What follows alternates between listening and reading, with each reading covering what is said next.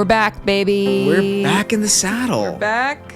It's good to be home. It's been a minute, and it's okay. New you, new haircut, new microphone, new chair. Well, let me tell you about all those things. Should we talk about the chair? Whoa, let's go in order. New haircut, just got it today. New microphone, just got it yesterday. Yep. And the new chair. So here's what happened. Yeah. We have a Pottery Barn outlet near our house. Fantastic. And love it. Everything in there, even just to you just flip over the price tag and you go, is that a typo? Or how many numbers is that? Do they put the decimal in the wrong spot, you know? This is supposed to be an outlet. This is supposed to be cheaper. Right. And it's not. It's not. Everything in there is so friggin' expensive. And so sometimes but we have gone a couple times to look for stuff and we basically never buy anything. And so I'm walking through looking at couches because we were thinking about getting a new couch.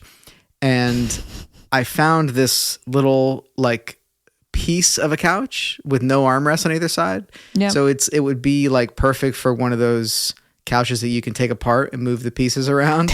And it's just a middle piece of one of those. Yeah. But it's nice. I think it looks nice. It's comfortable. Yeah. And I flipped over the price tag and it said $100. And I was like, what? Because even the plates and bowls in that place are not $100. No. The cheap stuff, not. So I was like, $100. This might be the cheapest thing in the store. Yeah. And so I was just flooded with this realization that if I didn't scoop this up immediately, somebody else was going to come along and see this diamond in the rough. But I didn't do it right away. I walked around a couple more times and I kind of kept on eyeing it. I would see other people go look at it and I was like, okay, I can't deal with this. Also, pause. Context, I was not with you. Oh yeah, that's true. I was not with you. No, yeah, none of this would happen if you were there. This is all happening without me. Yes. I was by myself. Anyway, long story long, I finally went back over to it. I'm like, I have to have this. I called the person over. I'm like, hey, can you just put my name on this or take off the whatever? Mark it, do whatever you got to do. I need to have this. Yeah. I had no plan for how I was going to get it home. Yeah. But I was like, I need this. And by the way, or where it was going to go. No idea of where it was going to go. Yep. And I don't even think I told you until I got home. No, you did not. And brought it in and was like, look. Surprise. And here's the thing. When you're a hunter, you don't always get the big kill, but you still take pride in bringing home something for your family. Ah, okay. And so I brought back my simple offering, and it has become, in my opinion, a pretty dang good podcast chair. It has. When I initially saw it, as you know, I was pretty not happy, shall we say. I was like, what is happening? It's a huge chair. It actually belongs to a couch. We don't have the rest of the couch. So what's happening? I was like, where is this going to go? Does it even go with anything that we have? I'm just going to be honest. I was very negative, very negative. I lacked faith. Wasn't very happy about it. Now it was only $100, so it's whatever. We could get rid of it. We could sell it. We could give it away. It's fine. Whatever. I was a doubter, and then as I've been living with it in my studio, it does take up a good bit of room. Okay, yeah, sure. It takes up a good bit of room. It's big. But even as we speak right now, I'm like, I see it. I get it. It's a great find. Okay. I'm so glad to hear you say It's a great find, especially for when you're practicing guitar or something, a podcast, when you don't need these get in the way. The armrests get in the way. They kind of get in the way. Yeah. So yep. I really get it. Okay, I'm glad. So there's that. So that's the first update. Basically knew you completely. Me, I'm still the same over here in many ways. Well, but no, you've grown so much. But I've changed internally. Big internal changes. So we haven't done one of these in a while. Yeah, it's been a couple months. We've been on the go, kind of been on the road. We were actually a little bit better in the early, late summer, early fall. We were better with recording, but basically from June onward, and most specifically from the end of September onward, it was essentially bananas. Constant chaos. Yeah, and it was beautiful. Yeah, it was amazing. It was amazing. We got to go to so many amazing places. We got to do so many amazing shows and amazing events and stuff, and travel with some of our favorite people. Yeah. But genuinely, it was crazy. It was crazy. It was all gas, no brakes. I mean, it was literally we would come home for a day in between things to do laundry and then get back on the road. Yeah. So we didn't even have time to get in here to record anything. So apologies for that to the 5 people that listen. But we're no, I'm joking. There have been quite a few people actually in our travels that have come up to me and said, "We love the podcast," which is really sweet. So thanks for listening and tuning in. And I apologize that we've taken that much time in between, but thanks for being here. And we have lots more songs to talk about. Yeah, we're only like halfway through, maybe a little bit more than halfway through all the songs on the record, especially with the deluxe out. So the deluxe, we will get back into just taking a deep dive into those songs. Yeah, but this is more like a welcome back. This is just like we're dipping our toe back in the water. We want to say hello to everybody. Yeah. Primarily testing out the new chair, the aforementioned chair. Yeah. Does it like inspire more conversation, creativity? Like what? Yeah. Which I think it has so far, because one of the things this year that we've been doing so far is we've been just really intentionally resting. Yeah. Which has been so nice. Yeah. Yeah. I mean, amazing. It's been such a gift so far to be able to do that, which I know is like not maybe normal for a lot of people to be able to even be able to take as much time as we've taken off. What has it been? A couple weeks now? We're in the middle of it right now. Yeah, we're in the middle of it. So basically, for context, we decided to do about 4 weeks intentionally like off. I'm using air quotes because it's not like we're not doing anything. Like it's not like we're not responding to like urgent emails or like, giving something attention if it's like really necessary, but we're just not chasing things down. Yeah. Which I think we've spent like the better part of the last 10 years, but definitely the last like 7 months straight of just chasing everything down. Like every lead, every idea, every opportunity, every just whatever, just really going for it. And well, not even just chasing, just producing constantly. Like, at least to me. Yeah, and like just trying to show up. Yeah. There were so many things that we had said yes to. We were just really focused on showing up to all of them. You know what I mean? Well. Yeah. And showing up well. And so, but everything else that wasn't on the docket like had to go, you know? So, and if you're into the Enneagram, if you're not, I'm okay. It doesn't matter. I don't feel strongly about it one way or the other. But if you are aware of the Enneagram, I'm a 3. If you have your own personality test, I don't know what I would be in that. But I find myself often very obsessed with achievement, and I get restless to the point where even when I'm given the time and the space to rest, like at the end of the day, for example, I can't really turn my brain off. And so rest is hard for me. So this little season of time, we're like 2.5 weeks into the 4 weeks, has been already just 2.5 weeks of just not like chasing down. Like I'll have an idea, we'll be talking and I'll have an idea. And instead of having to dedicate the rest of my day to diving into it, I'm just pinning it to say, when I'm kind of back to work at the end of February, I'm going to chase this down. Chase that down. And just giving myself that space alone has been amazing. Yeah. I think for me, well, it's not really related to the Enneagram because I'm a 9 on the Enneagram. So it's the opposite of a 3. We could be pretty lazy as 9s. But for me, I can tend to, with work, get really tunnel visioned, as we've talked about so many times, where I have to get it done. I have to shut off everything else. I'm tunnel visioned on this event this weekend. Like I'm only thinking about this event that we're going to this weekend and nothing else. And then other things get cut off. And for me, I cut off like creativity or just thinking and just having deep thoughts about things or inspiration or like, I don't even know, like any number of things about being human. I find myself cutting it off for the sake of just trying to get stuff done. It's almost like I just constantly operate with like fists and I'm like, I just got to bear down and get through it in some ways. And I just have felt myself like just opening up and just letting go and just being able to breathe deep and not have to like produce. For me, it's all about producing and just being. The opposite of that is just being. I wrote a song, the first song of the year.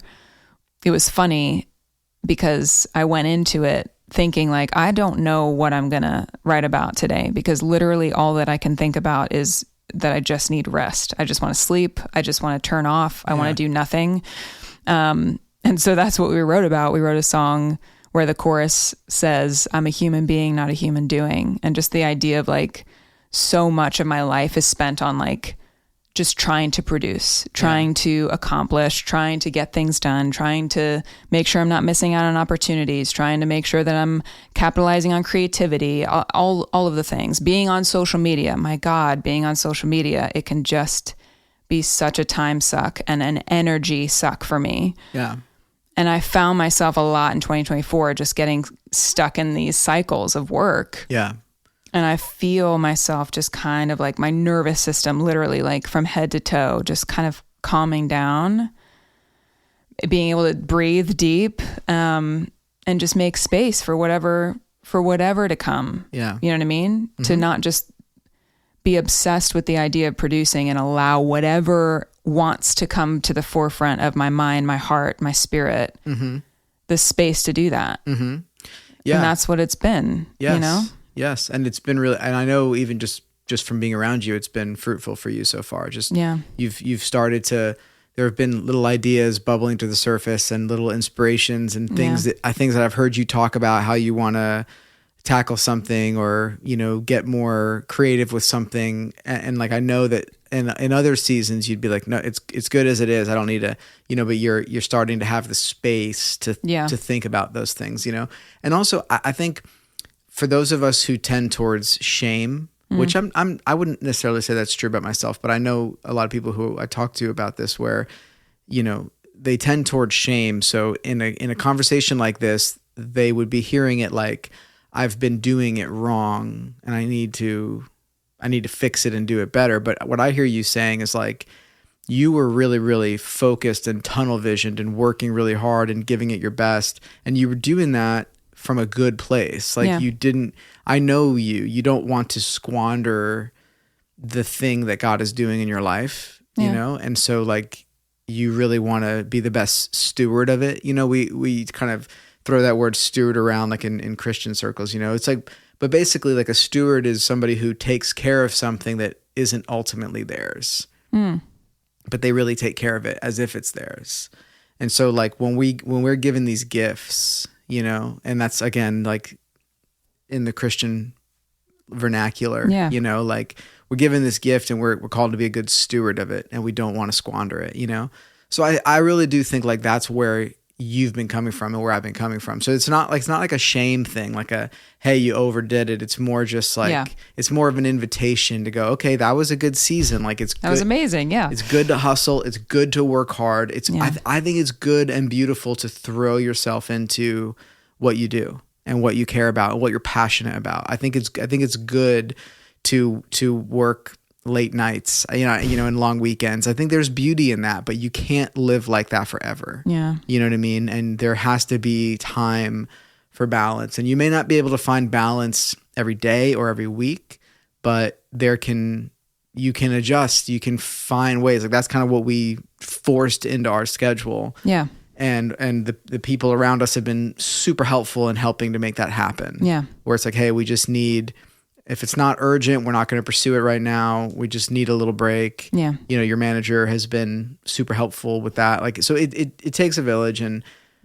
but anyway, so yeah, I think sometimes people might hear that and perceive like, oh, I did something wrong and I need to course correct. But there's no shame in like losing yourself a little bit in what you're doing. Yeah. And there's also no shame in kind of inviting yourself back to solid Let's ground. Readjust some things. Readjust some things. Yeah. You know what I mean? That's how I love see that. It. Yeah. Yeah. I've been reading this book, The Ruthless Elimination of Hurry. Yeah. And it's starting to become like a running joke now how slowly I'm reading this book. Maybe that's a good thing. Yeah, I'm a slow reader anyway, but the book is about not hurrying. So I've been reading it painfully slow. But there's a couple of things that the author John Mark Comer says that I love. One of them is hurry and love are incompatible. Mm. And I just like that idea that you can't really love in a hurry, you know? Yeah. And so there's something about putting love into what you do almost requires eliminating the hurry. Yeah. And I think that's what this season of slowing down has been training us to do. Mm. I've literally been training myself not to pounce on every fleeting idea. Yeah. And not hurry. Yeah. Which reminds me of another quote from that book, I believe, because you've quoted this quote from that book, which is trust in the slow work of God. Is that from that book? He might reference that. It's a different. Or is it Pierre Chardin? It's Pierre Chardin. Is that his name? Did I get that right? Pierre Teilhard. Whatever. I think he's a Jesuit priest. Maybe? Yes. Trust in the slow work of God. Trust in the slow work of God. We maybe have talked about that on this podcast before, but that is really freaking hard to do. Trusting in the slow work of God. Should I read the quote? Or just like you're saying, like recognizing that love moves slow. Like good things take time to grow. And in a society where instant gratification is like at our fingertips every day, that is really hard to embrace. Yes. It's really hard to embrace a slower pace.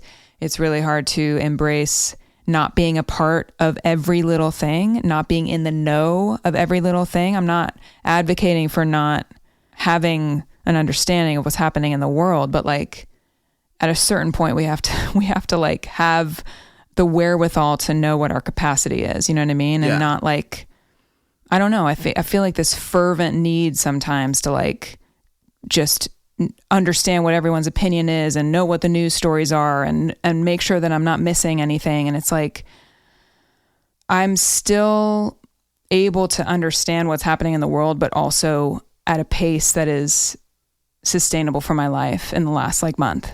I could totally hear what you're saying. I think it's good to want to be informed. I don't think there's any merit in saying, hey, the whole world's on fire. No. Let's make my life on fire too. Like, how about no? How about like, maybe there is chaos in the world. Let's let there be some peace in my soul, if possible. Let me try to be a sower of peace rather than a, continual spreader of the chaos. That's good. Just for context for people, I'll just throw out that quote right here. Yeah. Above all, trust in the slow work of God. We are quite naturally impatient in everything to reach the end without delay. We would like to skip the intermediate stages. We are impatient of being on the way to something unknown, something new. And yet it is the law of all progress that it is made by passing through some stages of instability, and that it may take a very long time. And so I think it is with you. Your ideas mature gradually. Let them grow. Let them shape themselves without undue haste. Don't try to force them on as though you could be today what time will make of you tomorrow. Only God could say what this new spirit gradually forming within you will be. Give our Lord the benefit of believing that his hand is leading you, and accept the anxiety of feeling yourself in suspense and incomplete. So there's so much there. There's so much there. Oh my goodness. Why don't we have that framed in our house? That is so good. I've been meaning to do it, but I just keep putting it off till tomorrow. It's so good though. No, seriously, it's so timely. The part about trust in the anxiety of not, what can you read that part again? Accept the anxiety. Accept the anxiety of feeling yourself in suspense and incomplete. Woof. Yeah.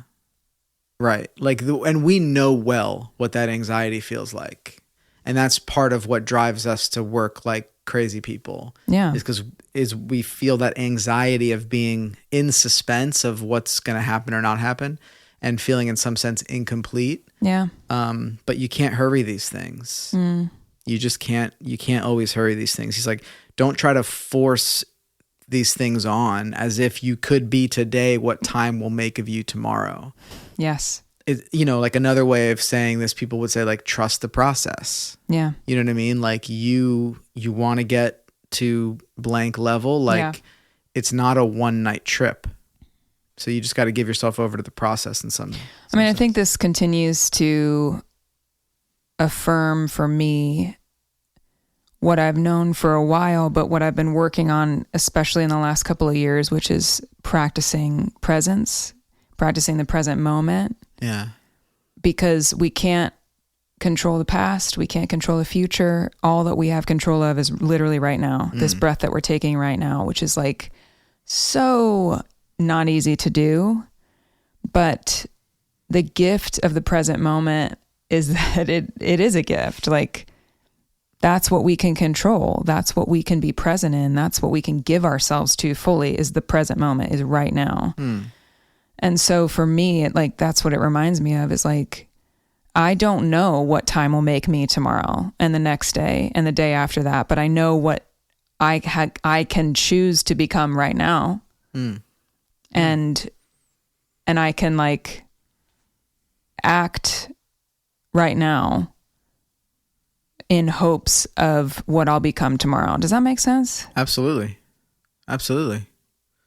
It's kind of like, this is a silly example, but it's kind of like when I take the trash out the night before. Actually, you did this last night. Like, you took the trash out for us last night, late at night, so that we wouldn't have to wake up early this morning and take the trash out. And it's like, thank you, past self, for doing that, for making the sacrifice to do that for me. It's the same kind of idea of like, thank you, past self, for taking care of this thing, or for putting in the work and therapy and working through this really hard thing that you navigated, or for choosing to not lose yourself in the anxiety of whatever, FOMO, or, you know what I'm saying? Like, yeah, totally. Who I am today will affect tomorrow and the next day and the next day. Like, that's all that I can control, though, is who I am today. Right. This is very in vogue right now with like stoicism and like with the idea of delayed gratification, you know, it's part of like this like healthy movement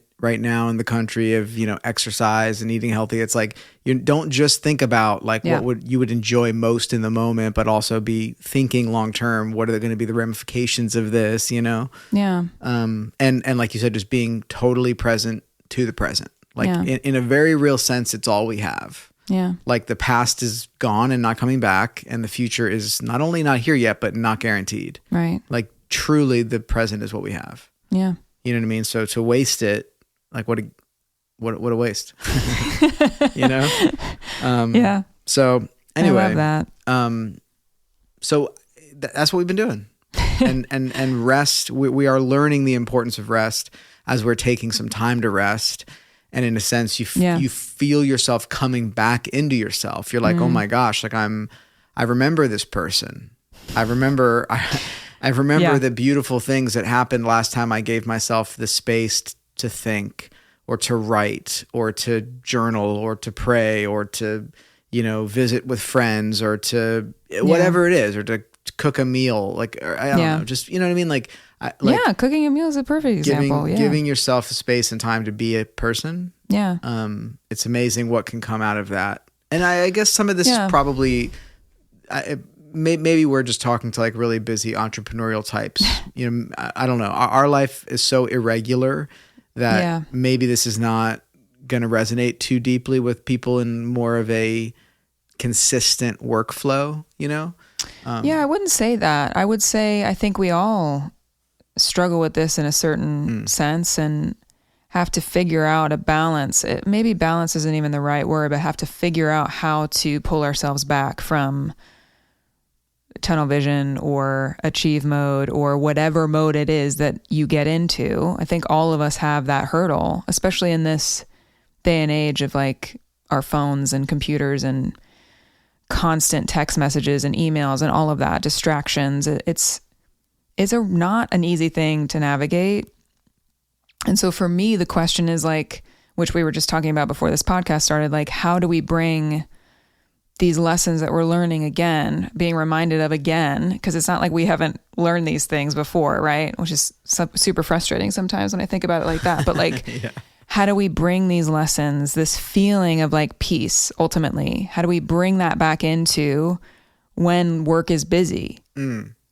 I don't necessarily have an answer for that yet. We've been talking about it in like practical ways that we can actually do that. Yeah, that what's like the discipline.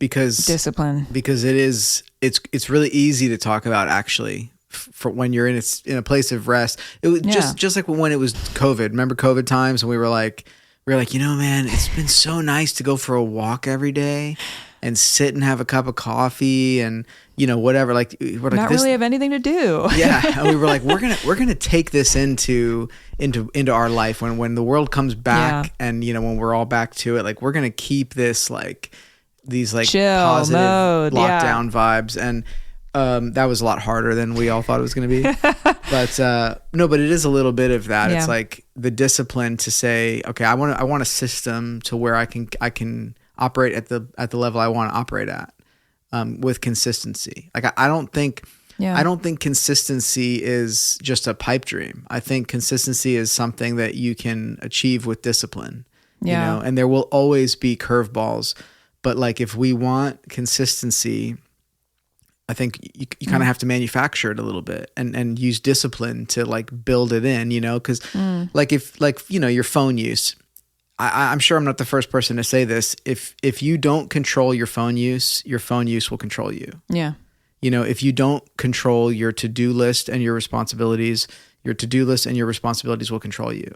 It's just one or the other. And so preach. I do think you just need to, not even you. I need to find that discipline. And when I say you, I'm saying it to like all of us, you know what I mean? Like I know for me, I need to find that discipline where I go, okay, first of all, what's the right system? Like I was telling you about this guy, Cal Newport. He has a bunch of different books and podcasts and stuff on deep work and on, you know, just working well, basically like setting up a good workflow for you. You know, he talks about the different ways that he time blocks things and the different amounts of time he gives to things. And he's really disciplined about saying, well, if it doesn't get done in this amount of time, then I'll pick that up during my next time block slotted for that thing. But, you know, I have to have some sort of order here. It can't just be putting out every little fire that comes up. Like, you know, I want to have some intention behind the things I'm doing and not just be reacting to things all day, you know? And it's really hard to do when you have no consistency. Like we've talked about how in our life, every day looks different. Every week looks different. Every month looks different. Yeah. So there's very little actual routine in that respect, but we can build some in with discipline, I think. Yeah. Yeah. That's a good word. Honestly, discipline. It's not a word I really enjoy hearing because it's not fun. When you think about even saints who have gone before us and like how they accomplished holiness in their life, a lot of it had to do with freaking discipline. It's not a fun thing to think about. It's not pretty. It's like having the discipline to work out, you know. It's not, at least for me, it doesn't come naturally. It's not very fun. It's a sacrifice for me, you know, putting your body in that stress and just being like, oh, for the next hour, I got to be in here. I got to be doing these weights and I got to be challenging myself on how fast I'm walking or whatever it is, you know. But the discipline pays off because then I'm stronger the next time I'm lifting my bag into the overhead compartment, or I can pick up my niece, or, you know what I mean? Like, it's worth it. Yeah. It's worth the sacrifice. Yeah. You become stronger. You become stronger and more stable. You know, your core becomes stronger and it affects all your movements. It affects all your activities when you're stronger. And you're right. That discipline, I was just looking up the etymology, the word discipline, comes from the Latin word meaning instruction and training, derived from the Latin root word, which means to learn. When you think of it that way, it's like, your body is learning, your body's growing, your body's getting stronger, and it makes your next workout even better, your next workout even better. Yeah. And it builds when you have the discipline to do it consistently. Because you and I both know, like, the people who work out like 4 times a month, it's better than nothing. And I commend the people who do it at all. But when you work out 4 times a month, like, you're not really going to see the results you probably want to see. Yeah. It's just not quite enough, I think, you know, and I'm sure there's science behind it. I wouldn't be the person to ask, because it's not just consistency, right? Because if working out once a month is technically very consistent, you know what I mean? Yeah. If you do it once a month. But some things need to be on like a daily or weekly scale, you know what I mean? Yeah. I was also thinking the word discipline looks a lot like the word disciple. But that's another. Didn't you just say though that part of the definition is learning? Well, it comes from the Latin root word, which means to learn. Yeah. So isn't disciple kind of similar to be a student of? Yeah. Like to sit at the feet of somebody and learn. Yeah. Yeah. So I think there's a lot there, actually. Yeah. All this to say, it's not an easy thing in life to have both great execution and achieve amazing things while at the same time not losing yourself and your humanity and your needs and the need for rest and stillness and all the things. It's really not easy to get that, but the way to get that is discipline, actually. The way to get that is cutting yourself off from the dopamine hit of getting on Instagram and distracting yourself and numbing yourself out just because you can, like just because it's there, and saying to yourself, no, I'm not going to do that in this grocery store line when I'm waiting in line.